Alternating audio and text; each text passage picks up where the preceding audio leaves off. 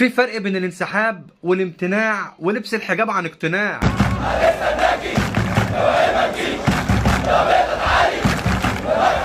انا بس اعتب على جمهور الاهلي اللي هم اخواتي وحبايبي دول، كلمه بيضه دي بتاعتي، انتوا عرفتوها منين؟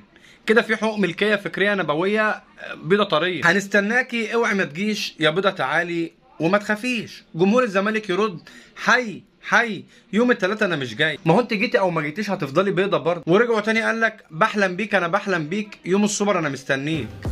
بحلم بيك انا بحلم بيك يوم السوبر الاهلي هيديك. بعد الاجتماع اللي حسين لبيب عمله من شويه مع رابطه الانديه، خلاص حسين لبيب قرر ان هو مش هيلعب ماتش الاهلي ولا الماتشات اللي جايه. هو مش منسحب، هو ممتنع. في فرق بين الانسحاب والامتناع ولبس الحجاب عن اقتناع. موقف اسطوري من جده لبه.